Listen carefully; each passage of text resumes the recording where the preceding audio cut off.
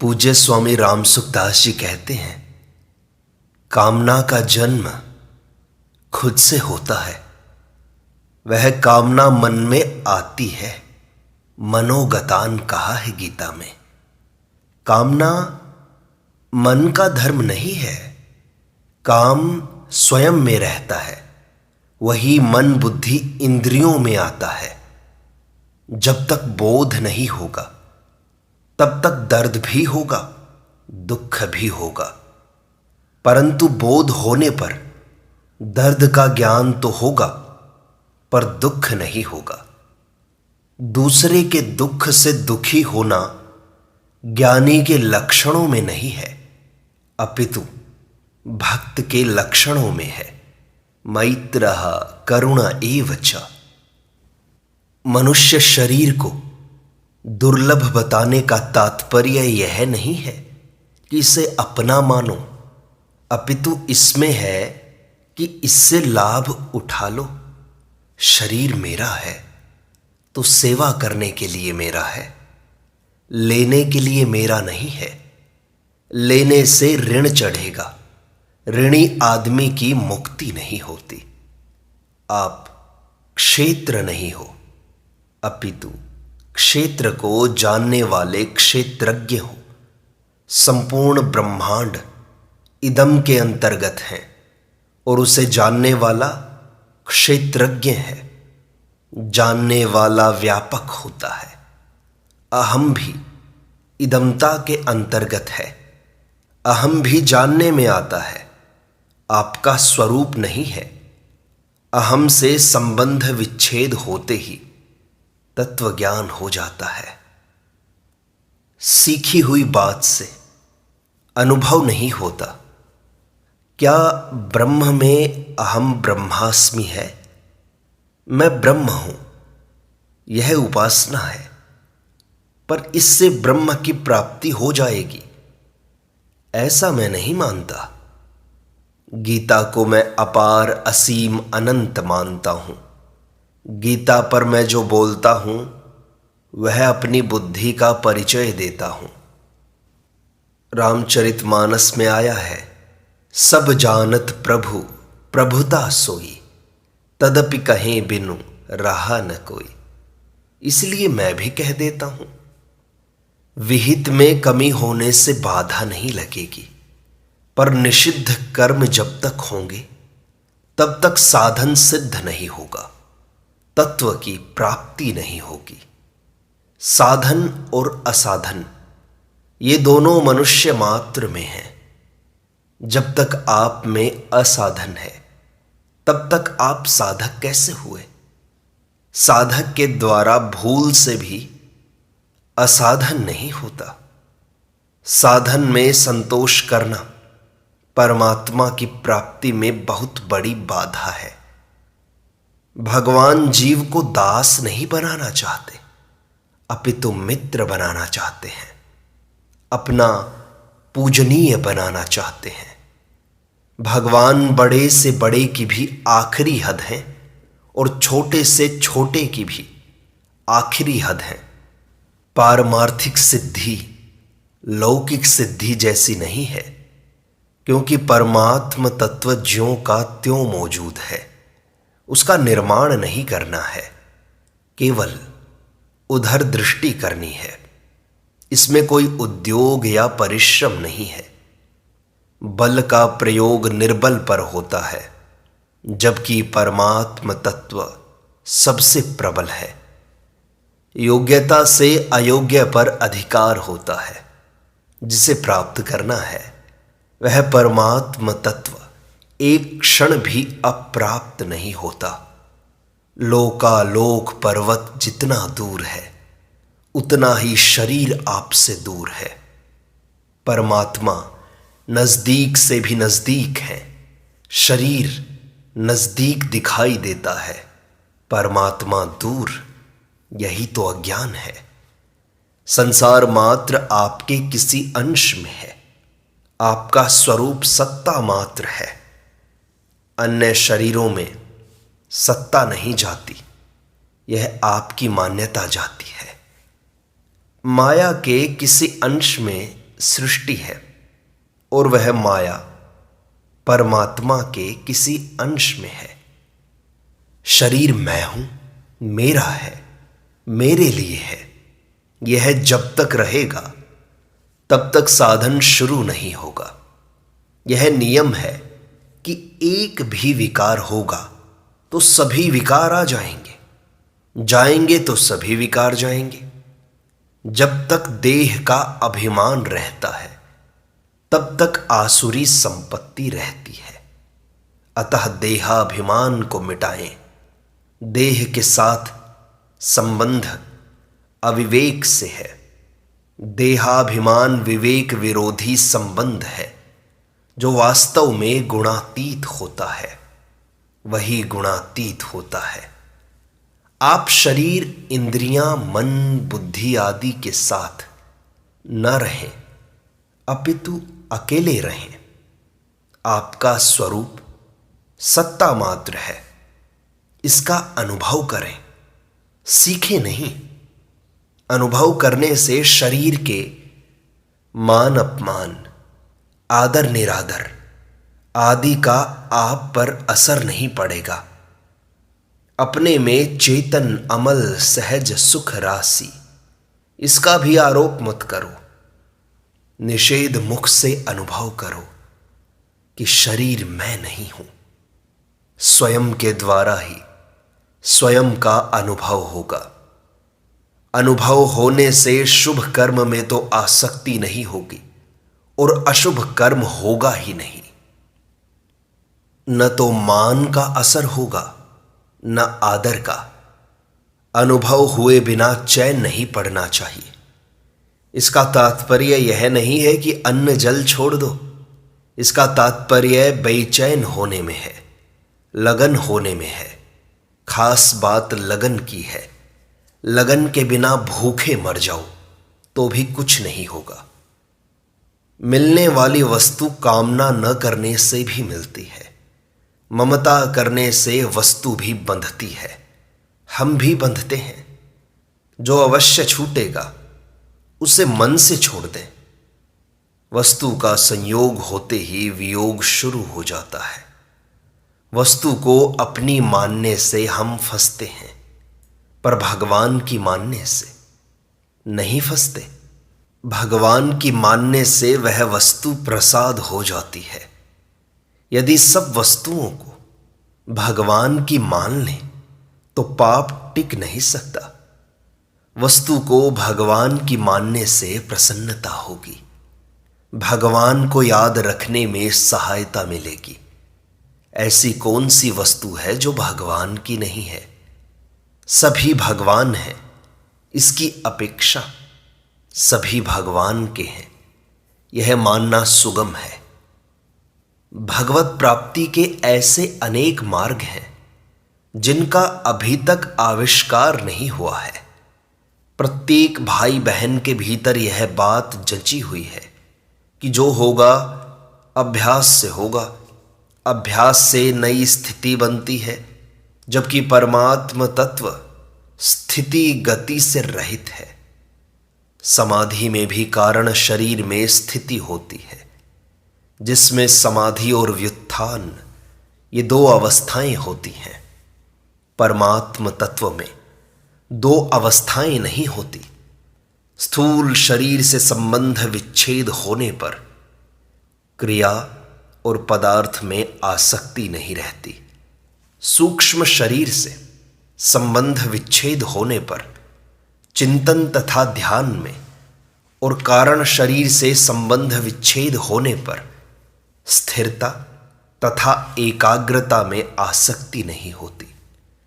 आप शरीर से अतीत हैं। शरीर प्रकृति का कार्य है। आप परमात्मा के अंश हैं। परमात्मा की शक्ति के साथ संबंध होने से साधन करण सापेक्ष होता है।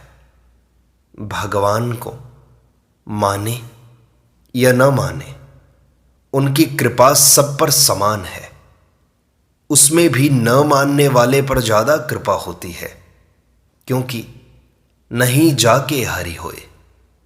जिसका प्रतिक्षण वियोग हो रहा है, उसका त्याग कठिन नहीं है, अपितु उसका राग कठिन है।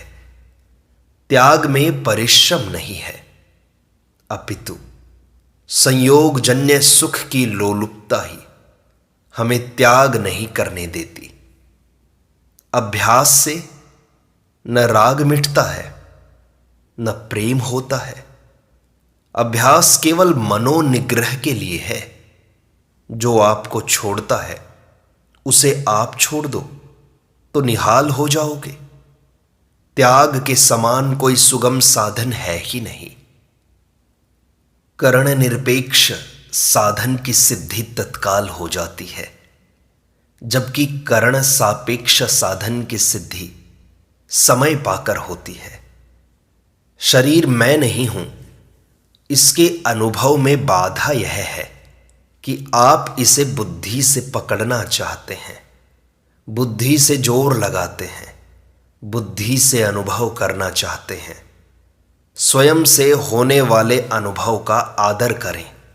स्वीकृति अस्वीकृति स्वयं की होती है, स्वयं की स्वीकृति की विस्मृति नहीं होती। मैं हूं, इसमें जो बात हूं के साथ लग जाती है उसकी विस्मृति नहीं होती। जैसे मैं ब्राह्मण हूं, मैं विवाहित हूं इत्यादि अपने विवेक का अनादर करने के समान कोई पाप नहीं है। जो अपने विवेक का आदर नहीं करता वह शास्त्र, गुरु, संत की वाणी का भी आदर नहीं कर सकता। शरीर जाने वाला है, इस विवेक का अनादर ही जन्म मरण देने वाला है। विवेक विरोधी संबंध का त्याग करें तो अभिमुक्ति है। विवेक का आदर अभी करें तो अभिमुक्ति हो जाएगी। अंतःकरण शुद्ध नहीं है, अच्छे महात्मा नहीं मिले, हमारे कर्म ऐसे नहीं हैं, भगवान ने कृपा नहीं की, ये सब तो बहानेबाजी है। खास बीमारी यह है कि हम तो संयोगजन्य सुख लेना चाहते हैं। यदि आप अपने विवेक का आदर न करें तो वर्षों तक समाधि लगा लें, कल्याण नहीं होगा। मैं शरीर नहीं हूं, यह स्वीकृति है, अभ्यास नहीं। यह विवेक आप सभी को है, पर आप इसका आदर नहीं करते। मन, बुद्धि, इंद्रियां, अहम भी करता नहीं है और स्वयं भी करता नहीं है, तो फिर करता है कौन? करता वह है जो भोक्ता बनता है। भोक्ता आप बनते हैं, पर प्रकृति में स्थित पुरुष ही भोक्ता बनता है, स्व में स्थित पुरुष नहीं। आपका स्वरूप सत्ता है, स्वरूप न तो करता है न भोक्ता। शरीरस्थोपि कौन्तेय न करोति न लिप्यते। आप भोग के ज्ञाता हो, ज्ञान स्वरूप हो, सत्ता में भोक्ता नहीं है। वह सत्ता सर्वत्र परिपूर्ण परमात्मा के साथ एक है। यदि आप अपने को शरीर में स्थित मानते हो तो आप ही कर्ता और भोक्ता हो, अन्यथा न नहीं करता है और ना ही है करता है। अतः आप अपने को नहीं से भी हटा लो और है से भी हटा लो। न जड़ के साथ एकता रखो, न चेतन के साथ एकता रखो। यदि शून्यता दिखाई दे तो आप शून्यता के ज्ञाता हो। शून्यता ज्ञेय है। शून्यता को जानने वाला शून्य नहीं होता। आप शून्यता के साक्षी, प्रकाशक, आधार, अधिष्ठान हो। अपने को यह से भी हटा लो और है से भी हटा लो, फिर योग रहेगा, समता रहेगी। है में व्यक्तित्व नहीं है, अतः योगी, ज्ञानी और प्रेमी नहीं रहेगा, अपितु केवल योग, ज्ञान और प्रेम रहेगा। अहम साथ में रहने से योगी, ज्ञानी और प्रेमी होता है। जब तक अहम है तब तक एक देशीय पना रहेगा। वास्तव में शरीर का कोई मालिक नहीं है। मुक्ति होने पर भी अपना एक मत रहता है, जिससे दार्शनिकों में परस्पर प्रेम नहीं होता। अतः अपने किसी मत का आग्रह न रहे, पर वह होगा वासुदेवः सर्वम होने पर। गति स्वरूप की तरफ होती है और उसमें कर्तृत्व अभिमान नहीं होता। मत का आग्रह होने से वह गति रुक जाती है। मुसलमानों, ईसाइयों आदि पर हम विश्वास भले ही न करें, पर हमारे प्रेम में कोई फर्क नहीं है। किसी भी साधन का अभिमान हो, वह खटकता है, उसमें टक्कर लगती है, पर प्रेम में कोई टक्कर नहीं लगती। कर्मयोग की खास बात है अपने अधिकार का त्याग तथा दूसरे के अधिकार की रक्षा, अपने कर्तव्य का पालन तथा फल की इच्छा का त्याग। इससे तत्वज्ञान, मोक्ष इत्यादि जो भी चाहो सो हो जाएगा। नफा वस्तु में नहीं, भाव में है। अतः अपने भाव को नीचे नहीं गिरने देना चाहिए। सब वस्तुएं सब जगह हैं, केवल भाव की कमी है। भाव से ही वस्तु बनी है, संसार बना है।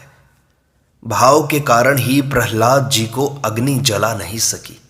सृष्टि भाव से ही पैदा होती है। भगवान किसी भी रूप में आए, उनको पहचान लो तो फिर वे प्रकट हो जाएंगे। 24 घंटों में 1 मिनट भी असाधन नहीं होना चाहिए, तभी हम साधक कहलाने योग्य हैं।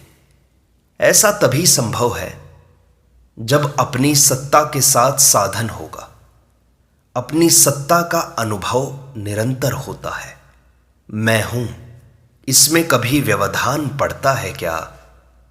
विवाहित स्त्री भले ही खराब आचरण वाली हो, पर मैं विवाहित हूं, इसे वह कभी भूलती नहीं।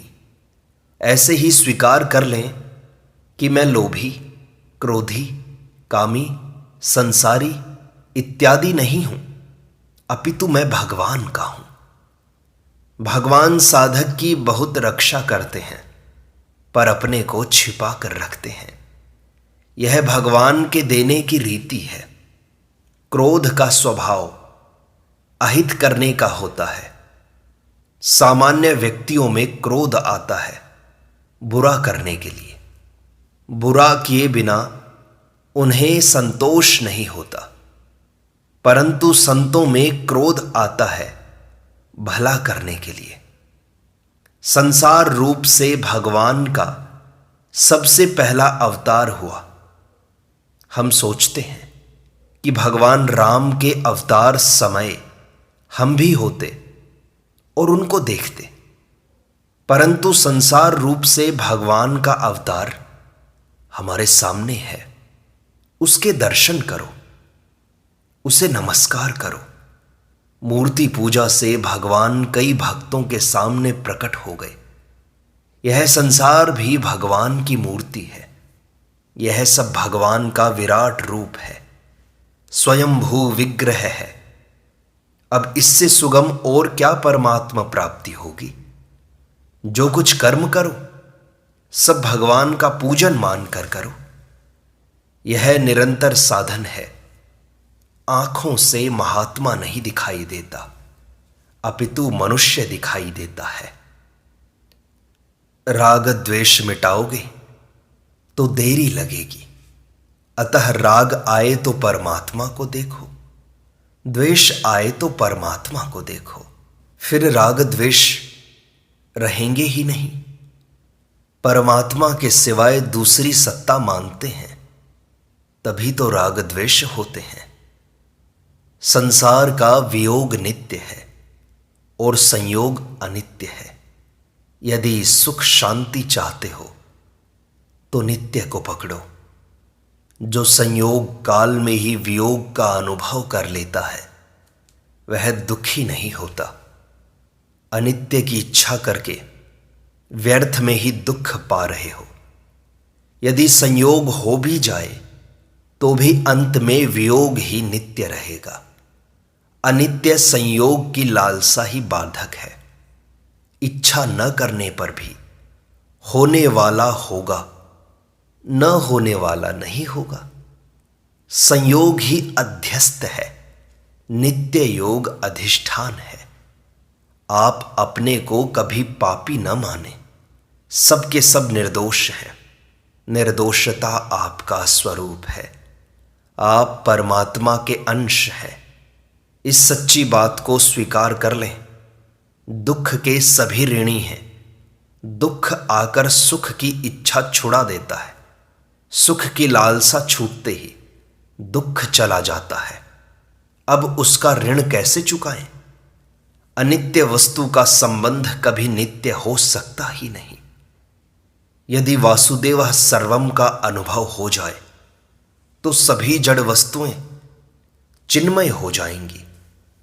वस्तुओं का दुरुपयोग न करें, संग्रह न करें, उनमें ममता न करें तो वस्तुएं आने को लालायित रहती हैं। ममता करने से वस्तुएं भयभीत होती हैं। मनुष्य जन्म की सफलता है दुनिया के लिए, अपने लिए और भगवान के लिए उपयोगी होना। कुछ मिल जाए यह निर्बलता है। मनुष्य चाह के कारण ही निर्बल हो रहा है। केवल इतनी लालसा लग जाए कि कब संपूर्ण जगत ईश्वर रूप दिखाई देगा, ऐसा दिन कब आएगा, तो काम हो जाएगा। विवेक जागृत होने का तात्पर्य है मैं शरीर नहीं हूं, इसका अनुभव हो जाना। शरीर मैं हूं, शरीर मेरा है और शरीर मेरे लिए है, इसका खाता ही उठ जाना चाहिए। निष्काम भाव से सामर्थ्य आती है, कामना से पराधीनता आती है। योग में सामर्थ्य, समाधि और नित्य संबंध तीनों आ जाते हैं। गीता और रामायण प्रासादिक ग्रंथ हैं। जैसे संत किसी पर कृपा करते हैं ऐसे ही ये ग्रंथ भी कृपा करते हैं। इनका आश्रय लेने से नए नए अर्थ प्रकट होते हैं। गीता का अर्थ अब मुझे कुछ कुछ समझ में आने लगा है। गीता से अपनी प्यास बुझा सकते हैं पर उसको पूरा ग्रहण नहीं कर सकते, क्योंकि गीता अनंत है।